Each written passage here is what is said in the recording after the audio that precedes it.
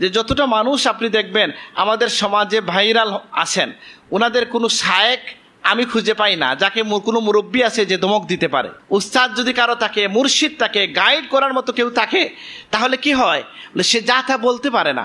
আজকে আল্লাহ রসুলের একটা নবুয়তের প্রসঙ্গ নিয়ে একটা বিতর্কের কথা অবতারণা হয়েছে কিনা, চলতেছে কিনা।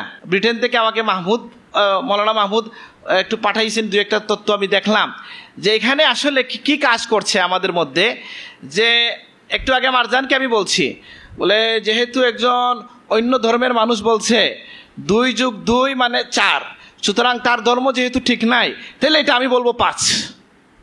ইসলাম কি এটা শেখায় আপনাকে যে একজন লোক যার সাথে আমার মিলে না, সে বলছে একটা কথা যে কিনা হয়তো একটু বিভ্রান্ত, হয়তো তার অনেক ভুল আছে, সে একটা শুদ্ধ কথা বলছে, আর আমরা সবাই মিলেও তার বিরোধিতায় যেতে হবে, এটা কি ইসলামের শিক্ষা?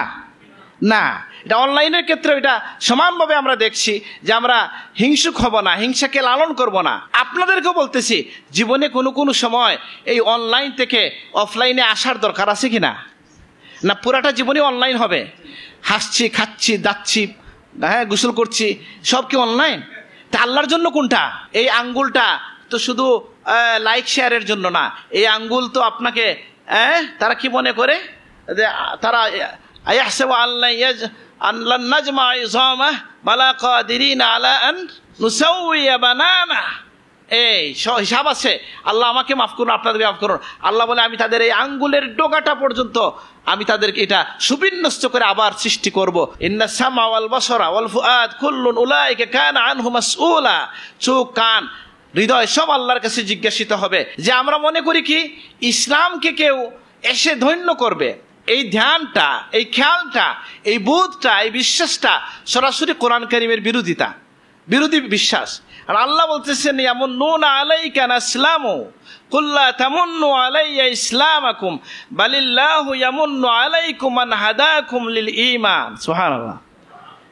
কি যে তারা মনে করে ইসলাম কবুল করে তারা আপনার উপর দয়া করেছে, বরং বলেন আল্লাহ তাদেরকে ইসলামের হেদায়েত দিয়ে আল্লাহ তাদেরকে দয়া করেছেন। সুবহানাল্লাহ। আমি কিন্তু প্রশিক্ষণ মনে করে আসছিলাম, ওইভাবে প্রস্তুতি নিয়ে ওই প্রশিক্ষণে গেলাম। এখন সেটা বলেন যে একটা অনলাইন সাইটটা শিয়াদের সাইট, এক কথায় কিভাবে বোঝা যায়? একজন কেউ বলবে আমি তাকে পুরস্কার দেবো একটা ওজিফা। আল্লাহ সুবহানাহু ওয়া তাআলার শুকরিয়া আদায় করছি যে এই মুবারক মাহফিলে আমরা একত্রিত হতে পেরেছি, আলহামদুলিল্লাহ। তো আমার পূর্বে ইতিমধ্যে বক্তব্য দিয়েছেন আমার ভাই মৌলানা মারজান আহমদ চৌধুরী এবং ফুলতলি মাদ্রাসার মুহাদ্দিস হযরত মৌলানা নজরুল হুদা খান। তো আমি আশা করি যে আমি ওনার তো বক্তব্য কিছু শুনলাম, আর আমি আশা করছি যে এই বিষয়ে তারা ভালো বলেছেন। ইসলামের উপর যে চ্যালেঞ্জ, ইসলামকে চ্যালেঞ্জ করা, এটা রাসূলুল্লাহর যুগ থেকেই কাফেরদের পক্ষ থেকে, বিভিন্ন অপশক্তির পক্ষ থেকে এটা হয়ে আসছে, এবং যুগের চাহিদা অনুযায়ী সেটাকে মোকাবিলাও আলেম ওলামারা করেছেন, ইমাম মুস্তাহিদগণ করেছেন। আমাদের এখনকার সময়ের যে ইসলাম বিরোধী তৎপরতা যদি আমরা বলি, সেটার পরিধিটা কেমন, যেটা এখন মৌলিকভাবে বড় আকারে চলে গেছে অনলাইনে, কিন্তু আবার সরাসরি অফলাইনে যেটাকে বলে সেটাও কিন্তু হচ্ছে, এখনও চলমান। গাজায় যুদ্ধ চলছে কিনা? চলতেছে। তো আমরা এই দিক থেকে আমরা নানামুখী অপতৎপরতা বা শত্রুতার শিকার।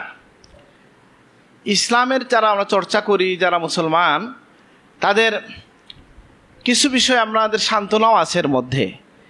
যে আপনারা জেনে রাখবেন যে পৃথিবীতে সবচেয়ে আলোচিত ধর্ম, সবচেয়ে আলোচিত ধর্মগ্রন্থ বা পৃথিবীর সব দিন সব সময় নিউজের টপিক ইসলাম মুসলমানই থাকে। এটার মধ্যে আমি কিছু সান্ত্বনা খুঁজে পাই যে ইসলাম মুসলমান পৃথিবীতে একটা ফ্যাক্টর, এজন্যই তো এটার এত বিরোধিতা হয়। আরও তো অনেক ধর্ম আছে, আরও তো অনেক বিশ্বাস আছে, আরও অনেক আন্দোলন আছে, কিন্তু ইসলাম নিয়ে সেই পাশ্চাত্যের সব রাষ্ট্র বলি, চিন্তক বলি, বিভিন্নভাবে তারা মিডিয়ার মাধ্যমে, অস্ত্রের মাধ্যমে কেন মুসলমানদেরকে টার্গেট করা হয়? যে এখানেই হচ্ছে ইসলামের সফলতা এবং এখানেই ইসলামের বড়ত্বের একটা প্রমাণ যে ইসলাম আল্লাহ রসুলের যুগের পর থেকেই ইসলাম সুপার পাওয়ারে পরিণত হয়েছে। ইসলাম প্রধান শক্তি ছিল 1300 বছর। আলহামদুলিল্লাহ, এটা আমাদের তরুণদেরকে জানতে হবে। এজন্য ইতিহাসের জ্ঞান আমাদের লাগবে। আমরা হীনমন্যতায় ভুগলে চলবে না। তা আমি এই মুহূর্তে আমাদের যে সামনে যে বিষয়টা আসছে, যে অনলাইনে বা যেটা আমাদের বর্তমান সময়ে যেটা মোকাবিলা করতে চাই, আমরা যদি আল্লাহর পথের প্রতীক হতে চাই, দায়ী হতে চাই, তাহলে আমরা কি দিয়ে শুরু করব, কোন কাজ দিয়ে শুরু করব? যদি এটা আমাকে বলা হয়, তাহলে আমি বলবো প্রথমে আল্লাহ যেটা বলছেন এটা দিয়ে আমরা শুরু করতে হবে। সেটা কি? যে আমরা নিজেকে দিয়ে শুরু করব। আমি কি বলছি বলেন? কাকে দিয়ে শুরু করব? নিজেকে দিয়ে শুরু করব। অর্থাৎ আমার অনেক কিছু আমার নিজের লাগবে, যে আমি নিজে ইমানদার হওয়া, আমি আমার আখলাকে নববীর অনুসরণে হওয়া, আমার জ্ঞানের দিক থেকে আমি সমৃদ্ধ হওয়া, এটা খুব প্রয়োজন। আর না হয় আপনি দেখবেন যে আমি চাইলেও দিনের সেবা করতে পারবো না, ক্ষতি করতে পারবো, ক্ষতি হয়ে যাবে সেবা করতে গিয়ে। যেমন আমি এই জন্য রেকর্ডের ব্যাপারে আমি একটু রিজার্ভেশন রাখতে চাই। অনেক কথা যেগুলা নিজের পরিসরে বলা যায়, অনলাইনে বলতে গেলে এই যে হিসাবটাও আমি মনে করি করা উচিত। আমি জিজ্ঞেস করছি আপনাদেরকে, যেমন ধরেন কোনো একজন মানুষ ইসলামের বিরোধিতা করছে, কোনো একজন বা কেউ ইসলাম মানছে না, এরকম একজন মানুষকে আপনি দেখলেন অনলাইনে, তখন একজন ইসলামপন্থীর মুসলমান যিনি, তার মন্তব্য, তার যে এই বিষয়টাকে মোকাবিলা করার ভাষাটা কেমন হবে? আপনি কি এখানে ইতর ভাষা প্রয়োগ করবেন? করা কি উচিত হবে? এটাকে আল্লাহ রসুল আমাকে শিখান। কিন্তু আমি তো রেফারেন্স দিয়ে বলতে চাই না। আমার বড় চাচা বলছিলেন রেফারেন্সিবল বক্তব্যের কয়েকটা দিক আছে। একটা হচ্ছে উনি বলছিলেন ঢাকা শহরে কত কত জায়গায় খারাপ কাজ হয়, একজনের তালিকা দিচ্ছেন, ঠিক আছে না? রেফারেন্সিবল বক্তব্য কেমন? বলে কোন কোন জায়গায় খারাপ খারাপ কাজের সুযোগ আছে উনি এটা ঘোষণা করতেছেন। বলেন নাউজুবিল্লাহ, বলে 11টা জায়গার নাম বলছেন। আর যুবকরা এই তালিকা নোট করে নিছে, ঠিক আছে না? যেটা তারা জানতো না তিনি সেটা জানাই দিলেন। এই তালিকা বলার কোনো মানে আছে? এটা কি দাওয়াতের কাজের কৌশলের দিক থেকে ঠিক আছে? ঠিক নাই তো। ঠিক এইভাবে আমি এমন একটা বিষয়ে কথা বলছি, যদি কেউ না বুঝেন তাহলে আমি বলতে চাই না আপনি এটা সার্চ দিতে যাবেন। তো ধরেন একজন মানুষ যে কিনা পর্দা মেনটেন করছে না, কোনো একটা জায়গায় পৌঁছে গেছে, সে বিতর্কিত বক্তব্য দিছে, আপনি গেলেন এটার মোকাবিলা করতে গিয়ে আপনি খুব ইতর একটা বক্তব্য দিলেন, তাহলে আপনি আল্লাহ রসুলের আদর্শ কি মানলাম আমরা? বলেন মানছি? এর দ্বারা কি লাভ হবে না ক্ষতি হবে? আমি নিজেও তো বলি, এবং এটার প্রবণতাও আমরা দেখেছি। আমরা এই প্রবণতাটাও দেখেছি যে আমাদের অনেক ভাই আছেন যে অনেক কিছু ফেক তৈরি করে ফেলেন। হঠাৎ করে কোনো একজন অভিনেতা মুসলমান হয়ে গেছে বা এই জাতীয় বলে একটা ফ্ল তৈরি করার চেষ্টা করা হয় কিনা? এটার দ্বারা আপনি কি বুঝাইতে চান? এই হচ্ছে দুর্বলতা। এটা হচ্ছে আপনার আমার বিবেকের জ্ঞানের স্বল্পতার ফসল হচ্ছে এটা, যে আমরা মনে করি কি ইসলামকে কেউ এসে ধন্য করবে। এই ধ্যানটা, এই খেয়ালটা, এই বোধটা, এই বিশ্বাসটা সরাসরি কোরআন কারীমের বিরোধী বিশ্বাস। আর আল্লাহ বলতেছেন ইয়ামুন্নুনা আলাইকা আসলামু কুল লা তামুন্নু আলাইয়া ইসলামাকুম বালিল্লাহু ইয়ামুন্নু আলাইকুম আন হাদাকুম লিল ঈমান। সুবহানাল্লাহ। কি যে তারা মনে করে ইসলাম কবুল করে তারা আপনার উপর দয়া করেছে, বরং বলেন আল্লাহ তাদেরকে ইসলামের হেদায়েত দিয়ে আল্লাহ তাদেরকে দয়া করেছেন। সুবহানাল্লাহ। তাহলে এই যে আমাদের মধ্যে যে করা অনেক বিষয় আছে, এই জন্য আমি কিভাবে বলবো, কিছু পরে আমি আমাকে আপনারা প্রশ্ন করবেন, আমি উত্তর দিব যে কোন বিষয়ে বলছি। হঠাৎ করে আপনি বানায় একটা কথা বললেন, যে কথাটা অনেক মানুষ বিশ্বাস করলো, পরে গিয়ে দেখা গেল এটা মিথ্যা। আপনি অনেক বড় আলেম হিসাবে পরিচিত, তো এতে কি লাভ হইল না ক্ষতি হইল? ক্ষতি আপনারও হয়েছে, ইসলামেরও হয়েছে। সুতরাং ইসলামের খেদমত করতে চাইলে আমি বলবো, আমি আমাকেও বলছি, আমার ভাইদেরকেও বলছি, এত বড় পরিসর হবে এটা আমার ধারণা ছিল না, ঠিক আছে? সবার উদ্দেশ্যে আমি বলছি যে আপনার খেদমত কিভাবে হওয়া, বলে আপনি খেদমত প্রথমে নিজের করেন, আমরা আমাদের খেদমত করব কি, কু আনফুসাকুম ওয়া আহলিকুম নারা, নিজেকে বাঁচাও, পরিবারকে বাঁচাও। দাওয়াতের একটা তাদাররুজ আছে যে আমি পরিবার পরিজন, আহাল পরিবার বা প্রতিবেশী, এইভাবে আল্লাহ রসুল যেভাবে শুরু করেছেন। আর অনলাইনকে আমি কি বলবো, যে এটা তো আসলে এখন একটা ফিতনা শব্দের অর্থ কি, ফিতনা অর্থ পরীক্ষাই বলবো আমরা নাকি। দেখেন এই জন্য এই যে মৌলানা সাহেব বললেন যে আপনি শুধু বই পড়ে, কিতাব পড়ে আপনি যদি নিতে চান, অভিধান পড়ে কোরআন থেকেও জ্ঞান নিতে চান, হয়তো আপনি ভুলে পড়তে পারেন। উস্তাদ লাগবে কেন, যে উস্তাদ এই জন্য লাগবে, এটা দাওয়াতের কাজের জন্য লাগবে, মুরব্বি লাগবে। আমি অনেক জায়গায় এই কথাটা বলছি যে যতটা মানুষ আপনি দেখবেন আমাদের সমাজে ভাইরাল আছেন, ওনাদের কোনো শায়েক আমি খুঁজে পাই না যাকে কোনো মুরব্বি আছে যে ধমক দিতে পারে। এই কারণেই উনি যা তা বলতে পারেন। আমি কি যা তা বলতে পারবো? কেন পারবো না? আমার আব্বা আছেন, আমার সাত বাবা চাচা আছেন, এরা আমাকে ধমক দিবেন, ঠিক আছে না? উস্তাদ যদি কারো থাকে, মুর্শিদ থাকে, গাইড করার মতো কেউ থাকে, তাহলে কি হয়, সে যা তা বলতে পারে না। এই জন্য আপনার একজন গাইডের, শায়েখের বা মুর্শিদের বা টিচারের অধীনে আপনি কি করবেন, আপনার জীবনের একটা অংশ কাটানো খুব প্রয়োজন, যে আপনাকে তিনি হেদায়ত দিবেন, দিশা দিবেন, আপনার ভুল হলে তিনি বলবেন। এটা বায়াতের একটা উদ্দেশ্য এটাই, যে আমরা আমাদের অশুদ্ধগুলোকে শুদ্ধ করে দেওয়ার জন্য একজন মানুষ আমাদের প্রয়োজন। আল্লাহ নবীর চরিত্র বৈশিষ্ট্য দেখে মানুষ মুসলমান হয়েছে কি না? হয়েছে।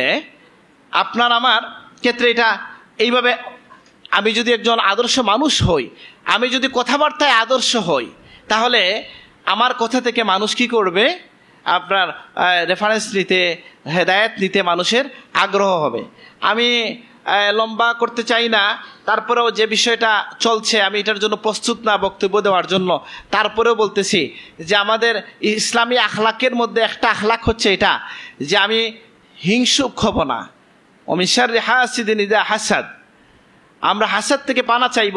ওয়ালা তাবাগাদু ওয়ালা তাহাসাদু, এরকম আছে না হুজুর, যে তোমরা হিংসা করো না। হিংসা কি কোথায় নিয়ে যায় আপনি দেখেন। আজকে আল্লাহ রসুলের একটা নবুয়তের প্রসঙ্গ নিয়ে একটা বিতর্কের কথা অবতারণা হয়েছে কিনা, চলতেছে কিনা। এখন দেখেন, আমি ভাবছি যে আগামী সপ্তাহে আমি এটা নিয়ে একটু দেখে, তো আমার ফেসবুক নাই, তো আমি এটা অনেক পড়ে জানি এবং সব সমন্বয় করে আমার দেখার সময় হয়ে ওঠে না। এই সময়টা অনলাইনে দিতে পারি না অনেক সময়। এই জন্য আমি হয়তো সব জনের বক্তব্য শুনলে আমি বুঝতে পারবো যে কি বলা হচ্ছে। কিন্তু আমি মুঠা দাগে যেটা বুঝেছি, মৌলানা সাহেবের সাথে কথা বলে, ব্রিটেন থেকে আমাকে মৌলানা মাহমুদ একটু পাঠাইছেন, দু একটা তথ্য আমি দেখলাম যে এখানে আসলে কি কাজ করছে আমাদের মধ্যে। যে একটু আগে মারজানকে আমি বলছি, বলে যেহেতু একজন অন্য ধর্মের মানুষ বলছে 2 + 2 = 4, সুতরাং তার ধর্ম যেহেতু ঠিক নাই, তাহলে এটা আমি বলবো 5। ইসলাম কি এটা শেখায় আপনাকে? আমার কথাটা কি বোঝা গেছে কিনা? যে একজন লোক যার সাথে আমার মিলে না, সে বলছে একটা কথা যে কিনা হয়তো একটু বিভ্রান্ত, হয়তো তার অনেক ভুল আছে, সে একটা শুদ্ধ কথা বলছে, আর আমরা সবাই মিলেও তার বিরোধিতায় যেতে হবে। এটা কি ইসলামের শিক্ষা? না। এটা অনলাইনের ক্ষেত্রে এটা সমানভাবে আমরা দেখছি যে আমরা হিংসুক হব না, হিংসাকে লালন করব না, আমরা অন্তরাত্মাকে পবিত্র রাখবো। আল্লাহ আমাদেরকে তৌফিক দান করুন, আমিন। দেখেন, ওয়ালা ইয়াজরিমান্নাকুম শানাআনু কওমিন আলা আল্লা তা'দিলু ইদিলু হুয়া আকরাবু লিত্তাকওয়া। কোন কওমের সাথে শত্রুতা যেন তোমাদেরকে কোথায় নিয়ে না যায়, যে তোমরা তোমাদের ন্যায়পরায়ণতা থেকে তোমরা দূরে সরে যাবা না। তো যারা ইসলাম বিরোধী তৎপরতা যারা করতে চান, তারা নিজেদেরকে সমৃদ্ধ করবেন জ্ঞানে, আখলাকে, যোগ্যতায়, সেইভাবে তিনি তৈরি হবেন। এবং এটা মনে করা উচিত না যে আমি যেটা আছে, যে আমার একটা ভিডিও আছে, একটা মোবাইল আছে, আমি একজন বক্তা হয়ে যাব। এই সিদ্ধান্তে আসার আগে আপনার নিজস্ব কিছু যোগ্যতা অর্জনের প্রয়োজন আছে। আপনি কিছু মানুষ থেকে গাইড নেবেন।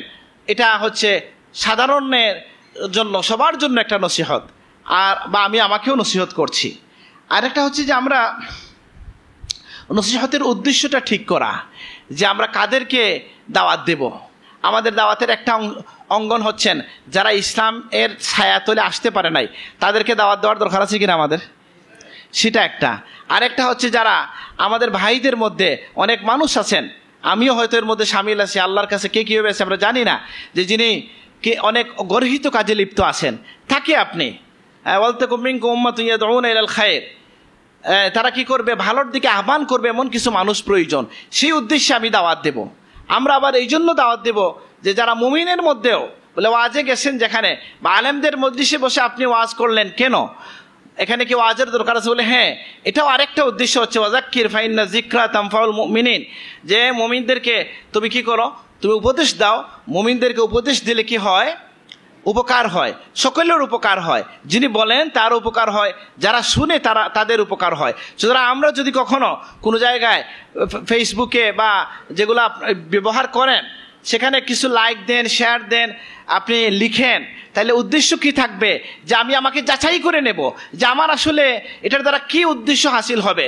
এটা কি শুধুই লাইক বা কিছু পাওয়ার জন্য বলছি, না আমি এখানে এই প্রথম কথায় চলে আসতে হয় যেটা আমি লিখে নিয়ে আসছিলাম, যেটা হয়তো বলতাম যে ইসলামের যে কোনো কাজের প্রথমেই আপনাকে দুইটা কথা বলতেই হবে, তাকওয়া আর ইখলাসের কথা। আল্লাহ রসুলের অধিকাংশ বক্তব্যে, প্রায় সকল বক্তব্যে এই বিষয়টা আছে, ইয়া আইয়ুহান নাস ইত্তাকুল্লাহ, মানুষজন আল্লাহকে ভয় করো। এই জন্য আমাদের আল্লাহকে ভয় করা এবং ইখলাস, যে আমি কেন এটা দিচ্ছি, এটা কি কোনো অমুসলমানকে মুসলমান বানাবে, দিনের কোনো সঠিক জ্ঞান দিবে, নাকি আমার ভাইদের মধ্যে যদি কেউ বিভ্রান্তি থাকে তাহলে সে শুদ্ধ পথে আসবে, নাকি ইমানদার যারা আছে তাকে আরো উজ্জীবিত করবে, কোন উদ্দেশ্যে আমি এটা করছি, উদ্দেশ্যটা আমার ঠিক করে নেওয়া। কারণ এই ক্ষেত্রেও আপনার আর কি লাগবে? বলে সোহবত লাগবে। কি সোহবত? একটা হচ্ছে শায়েখের, উস্তাদ পীর বুজুর্গের সোহবত, আরেকটা হচ্ছে বন্ধু বান্ধবের মধ্যে এমন একটা সার্কেল থাকবে যে আপনি যখন কথা বলবেন, কিছু লিখবেন, একটু যাচাই করে নেবেন, তার সাথে কথা বলে নেবেন যেটা আমি দিতে পারি কি না। আমরুহুম শুরা বাইনা, আমরা নিজেদের মধ্যে কি করব, বিষয়গুলোকে একটু মশওয়ারা করে নেব। এই জন্য যখন যেটা মনে আসলো, ঘুম থেকে উঠেই একটা মনে হইলো, বলে একটা ফুলের ছবি দেখছি, আমার বাসার সামনে একটা ফুল, এই দেখুন, এটা দিয়ে উদ্দেশ্য কি? পারলে আপনি লিখেন ফুলের মধ্যে আপনি আল্লাহর মাহাত্ম্য কি পেয়েছেন, এরকম একটা লাইন, একটা মেসেজ দিতে পারেন যদি, তাহলে এটার দ্বারা ইয়ে হয়। বলে আমি অমুক জায়গায় গিয়া খুব ভালো করে খেয়েছি, মানে খাবার ছবি দেওয়া, এগুলা কি ভদ্রতার মধ্যে পড়ে? আমি যদি বলি যে তুমি যে খাইলা আমাকে কেন খাওয়াইলা না, বলতে পারে কিনা কেউ? তুমি এটা দিয়ে কি বুঝাও? যে ভালো ভালো খাই, টাকা আছে, কি বুঝাইতে চান? অহেতুক কাজ, এটা থেকে আমরা বেঁচে থাকবো। যে 4-5টা কথা মানলে একজন মানুষ পূর্ণ মুমিন হয়ে যায়, তার মধ্যে একটা হচ্ছে মিন হুসনে ইসলামিল মারএ তারকুহু মা লা ইয়ানিহি, একজন মানুষকে ভালো মুসলমান হওয়ার জন্য যথেষ্ট যে সে যেটা অর্থহীন সেটা সে করবে না। এই জন্য আমরা সবাই নিজেকে যাচাই করব যে আমি কার জন্য করছি, কি উদ্দেশ্যে কাজটা করছি, আল্লাহর জন্য হচ্ছে কিনা, মানুষের উপকার হবে কিনা, যে কোনো স্তরের মানুষ হোক। আর মানুষ কেন হেদায়েত হয়? আমরা যদি হেদায়েতে হাদি হতে চাই, দায়ী হতে চাই, তাহলে আমার মধ্যে যে বৈশিষ্ট্যগুলো লাগবে, আল্লাহ নবীর একটা বৈশিষ্ট্য ছিল, তিনি খুব দানশীল ছিলেন। এই দানশীলতার কারণে অনেক মানুষ ইসলামের প্রতি আকৃষ্ট হয়েছে, এটা জানেন কিনা আপনারা? আকৃষ্ট কতটুকু হয়েছে যে অনেক সাহাবীর নাম আমি করছি না, অনেকে বলবেন যে ওনাকে ছোটো করা হয়েছে, কিন্তু বলা হচ্ছে, আমি নাম পাচ্ছি এখানে 2-1 সাহাবীর, যে রাসূলুল্লাহর দানের কারণে তারা আগ্রহী হয়েছেন। তো এখন আপনি এটা ছাড়াও আমি অন্যভাবে যদি বলি, আমাদের বড় সাহেব একটা কথা বলেন যে রাসূলুল্লাহর এই হাদিসের উপর যদি আমরা আমল করতাম, কোনটা? যে মানুষ সাবান হয়ে ঘুমায় আর আশেপাশের 40 ঘরে মানুষ কেউ একজন উপোস থাকে, তাহলে তার ঈমান, এটাকে ব্যাখ্যামূলকভাবে অনুবাদ করতে হবে কি, যে সে লা ইউমিনুকে আমরা বলবো তার ঈমান কামেল না। এখানে কথা বললে অনেকক্ষণ বলা যায়, সেটা আমি বলছি না এখন। তো বড় সাহেব যে মেসেজটা আমাদেরকে দিছিলেন, বলছিলেন যে দেখো, যে আল্লাহ রসুল যে ফরমাইলেন যে কোনো অভুক্ত মানুষ রেখে কেউ যদি তৃপ্ত হয়ে খেয়ে ফেসবুকে ছবি ছাইড়া, এটা আমি লাগাইলাম আর কি, বুঝেন নাই, ডিনার করে ফেসবুকে ছবি দিয়ে ঘুমায় যায়, তো নবীজি বলতেছেন তার ইমানের মধ্যে খতরা আছে, বুঝেন নাই? লা ইউমিনু বলছেন রাসূলুল্লাহ, যে ইমান নাই। তাহলে বলেন এটার উপর যদি আমরা আমল করতাম, বড় সাহেব বলছিলেন এইভাবে, যে তাইলে আমাদের সমাজে তথাকথিত বামপন্থীরা এত মিছিল নিয়ে বের হওয়ার সুযোগ পাইতো না, যে কেউ খাবে কেউ খাবে না, তা হবে না, মিছিল দেয় না। ইউনিভার্সিটিতে আসাদ চৌধুরী আমাদের সাথে কথা বলে বলছেন কি, কবি আসাদ চৌধুরী, যে রুহুল আমিন খানকে বলছেন, ভাই সাহেব এমন একটা সময় ছিল যে আমরা নিজেদেরকে ভালো ছাত্র প্রমাণ করার জন্য আমরা বামপন্থায় যোগ দিতাম, যে মেধাবী মানুষের জন্য তা ত্যাগী, নিঃস্ব মানুষের জন্য, কৃষকের জন্য, যারা অন্তপ্রাণ, যারা বলে কেউ খাবে না, কেউ খাবে না, তা হবে না, তা হবে না, এই যে কথা, এই সুন্দর স্লোগানের আপনার মুহে কত মানুষ তার ঈমান হারিয়ে ফেলেছে। এখানে আমাদের দায়ী যারা আমরা আছি, আমরা যারা নিজেদেরকে আলেম বলি, আমাদের এখানে দায় আছে যে আমরা আমাদের আখলাক দিয়ে, চরিত্র দিয়ে, দানশীলতা দিয়ে রাসূলুল্লাহ যে আজওয়াদুন নাস ছিলেন সেই ফয়েজটা আমরা গ্রহণ করতে পারি নাই, যে কারণে দেখা যাচ্ছে আমরা সমাজে অন্য অনেক উৎপাত সৃষ্টি হয়েছে, যদিও এগুলো এখন কমে আসতেছে আলহামদুলিল্লাহ। তাহলে আমাদের আখলাকের একটা ভূমিকা আছে। দাওয়াতি কাজের ক্ষেত্রে আমি যেটা বললাম যে আমি মৌলানা নজমুদ্দা খান সাহেবের বক্তব্য শুনছি, মারজানের বক্তব্য শুনছি না, কোট করতে পারতেছি না, সে তো ভালো বলবে আমি জানি। তা আমি বলছি মৌলানা সাহেবের বক্তব্য শুনলাম, এখান থেকে তিনি যে বললেন যে শায়েক বা আপনি কি করবেন, কোনো একটা হাদিস পেলে সাথে সাথে দৌড় দিবেন না, একটু যাচাই করবেন, বাছাই করবেন। আবার আমরা যারা অনলাইনে কথা বলি বা অনেক সময় মিডিয়ায় কথা বলি, তারাও একটু বাহবা নেওয়ার জন্য একটু নতুনত্ব নিয়ে কথা বলি। আমার দুইটা কান সাক্ষী এবং জায়গা সাক্ষী, নাম বলতে পারবো, ছোটো করতে চাই না কাউকে। হ্যাঁ, বয়স বৃদ্ধ প্রায় একজন বলতেছেন যে আল্লাহ কিন্তু বলছেন লান তানালুল বিররা, এরপরে কি, হাত্তা তুনফিকু মিম্মা তুহিব্বুন। এই দেখেন, উনি নিজেকে, আমি নাম বলছি তো ওনার, সুতরাং আমি মনে হয় যে ওনার গীবত হবে না। আমাদের ভুলগুলা বলার জন্য আমি বলছি এটা। আমি যেহেতু এখানে বেশিরভাগই দায়ী আল্লাহ আসেন বা হবেন, তাদের জন্য বলছি। বাহবা নেওয়ার জন্য কথা বলা খুব সহজ। উনি কি বললেন, আমি ছাত্র ছিলাম, 3rd ইয়ারে পড়ি, তখন আমি নিজে তো বিস্মিত হয়ে গেছি যে বাবা নতুন কথা শুনলাম। তখন অনলাইন ছিল না, তখন ইনকিলাব পত্রিকার ছিল, এটা বা বর্ষ পূর্তি ছিল, তো একটা হোটেলে হয়েছে, ওখানে আমরা গেছি। তো উনি বক্তব্য দিতেছেন যে আল্লাহ বলছেন তোমাদের সম্পদের মধ্যে ভালো সম্পদ যেটা, ওটাকে যদি তুমি দান না করো তাহলে তোমার ঈমান কি হবে না, তোমার পুণ্য পৌঁছবে না। অন্য জায়গায় থেকে তিনি হাদিস বলছেন যে লা ইউমিনু আহাদুকুম হাত্তা ইউহিব্বা, ওই হাদিসটা বলছেন, আমি বিস্তারিত বলছি না আর কি। তখন লা ইউমিনু অর্থ তো ঈমান থাকবে না বা ঈমানদার হতে পারবে না। উনি বলতেছেন এটা আমরা হুজুররা লাগাইছেন যে পূর্ণ হবে না। বুঝেন না কথাটা? কে লাগাইছেন? হুজুররা লাগাইছেন। আমি কিন্তু আজকে রিক্সা থেকে নামার সময় আমার রিক্সাওয়ালাকে যখন ভাড়া দিলাম, তখন কিন্তু খুঁজে খুঁজে আমি আমার সুন্দর টাকাটাই কিন্তু দিছি। আচ্ছা বলেন, এটা বলে উনি বাহবা নিলেন, কিন্তু ইসলামের দাওয়াতি কার্যক্রমের ক্ষেত্রে বলি, মেসেজ পৌঁছানোর ক্ষেত্রে ভুল হয়েছে কি হয় নাই? বুঝেন নাই কথাটা? ভুল কয়টা হয়েছে? 2টা বড় ভুল হয়ে গেছে।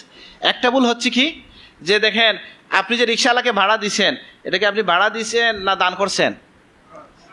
তাহলে এখানে ভালো মন্দ টাকার প্রশ্ন কি এখানে আসে? উদাহরণটা কি মিলছে? মিলে নাই। আচ্ছা, আরেকটা বিষয় হচ্ছে, এইভাবে যত হাদিস আসছে এগুলার যদি ব্যাখ্যা উলামায়ে কেরাম না দিতেন, বা আল্লাহ রসুলও কোনো কোনো ক্ষেত্রে সাহাবায়ে কেরাম ব্যাখ্যা দিচ্ছেন, ইবনে ওমর, ইবনে আব্বাস সাইদারন এই ক্ষেত্রে বলছেন কি, কুফর দুনা কুফর।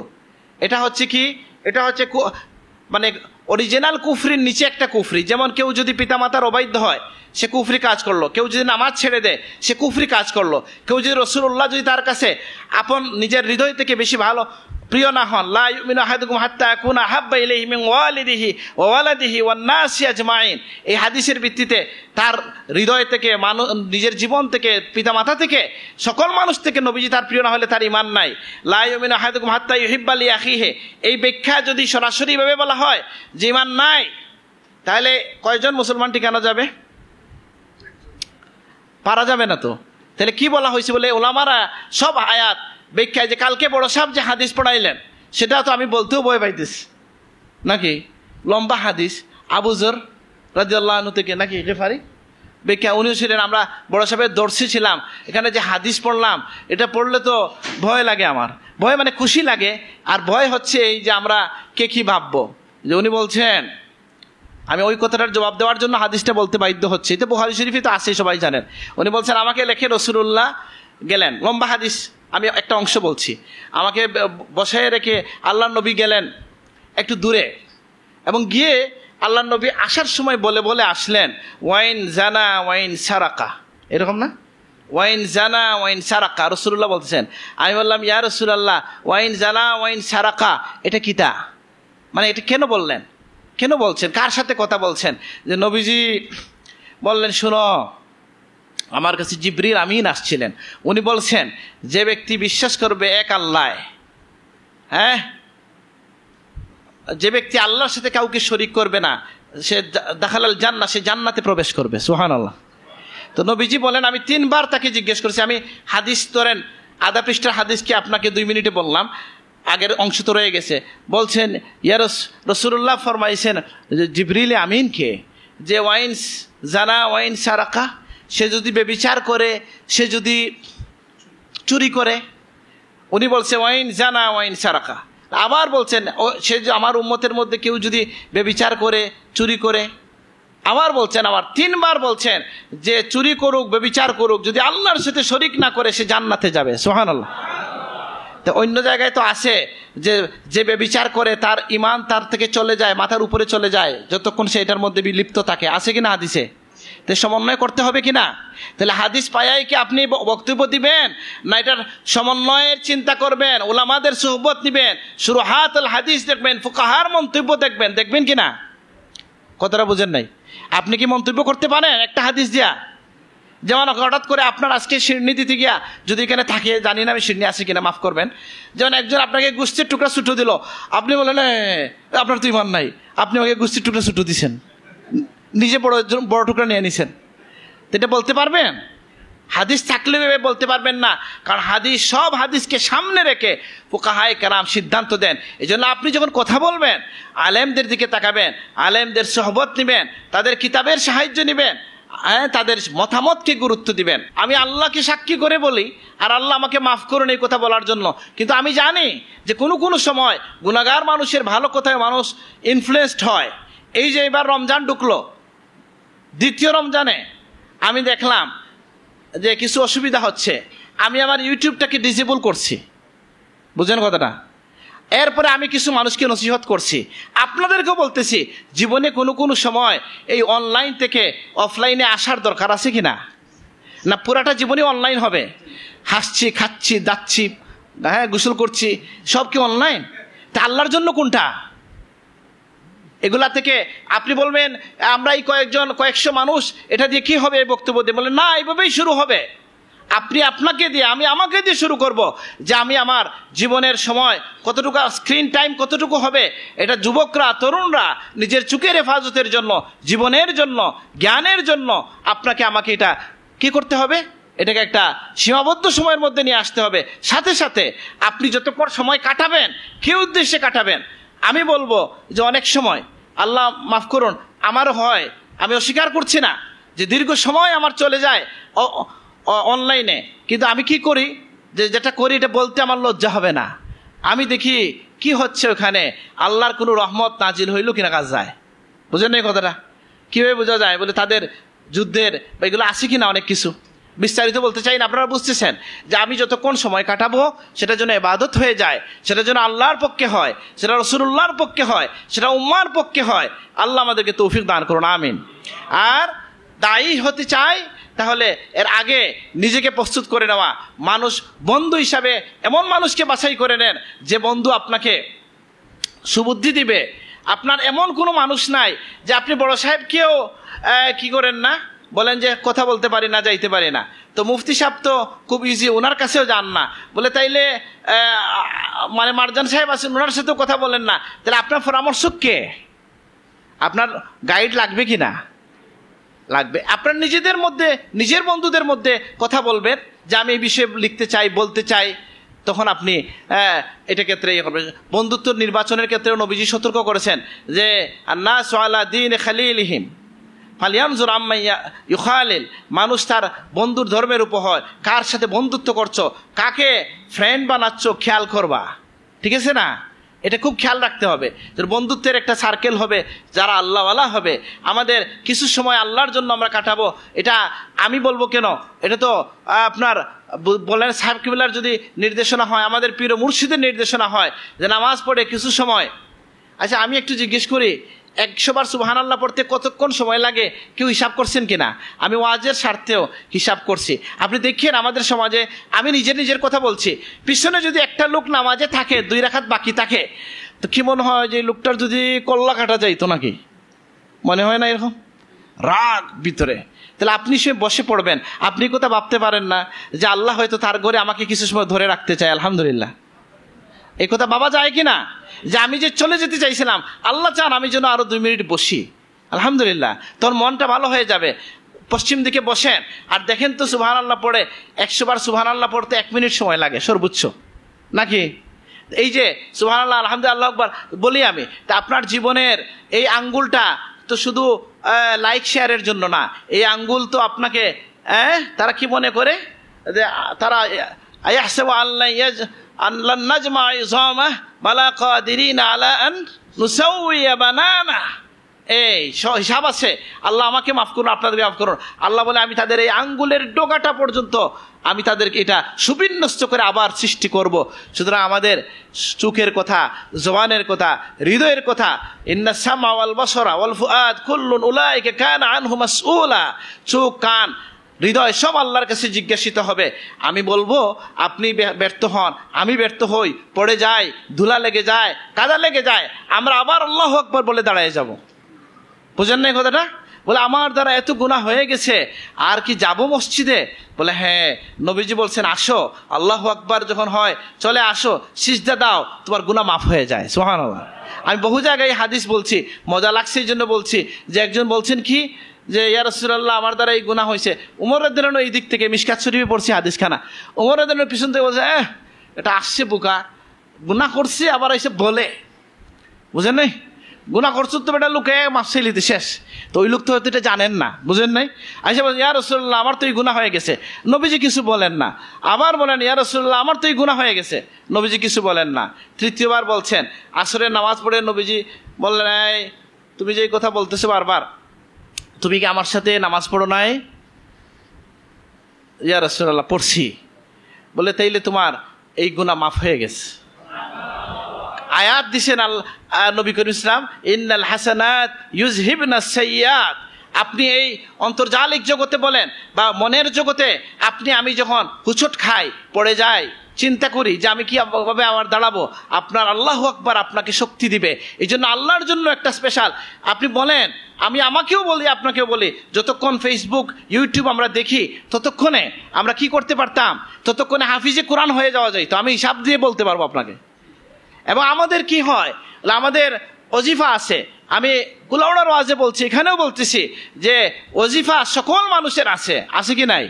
ওজিফা অর্থ হচ্ছে কি, চাকরি ধরেন অর্থ।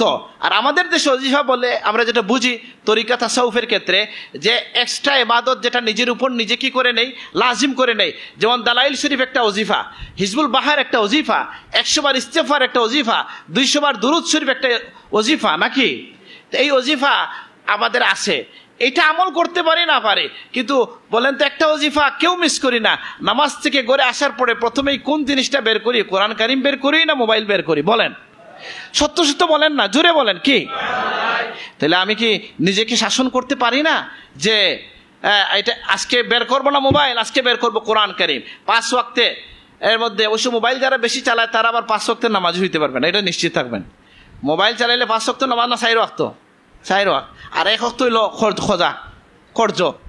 এটা ধরলেন 4 ওয়াক্তেরই ওজিফা হইল মোবাইল। তো আমি আমাকে সংশোধন করব, নিজে থেকেই শুরু করব যে আমি এটাকে, আসলে কিন্তু এইভাবে কথা বলার কথা ছিল না।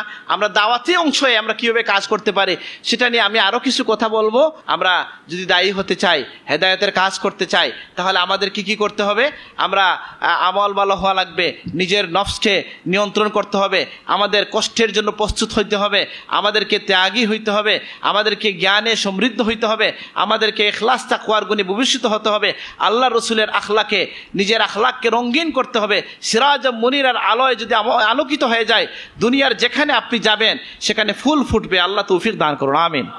তো আপনি যখন কোনো সাইট থেকে কোনো কথা নেবেন, সেটা আরবি যদি হয় তাহলে কিছু বিষয় যাচাই করে নিতে হবে।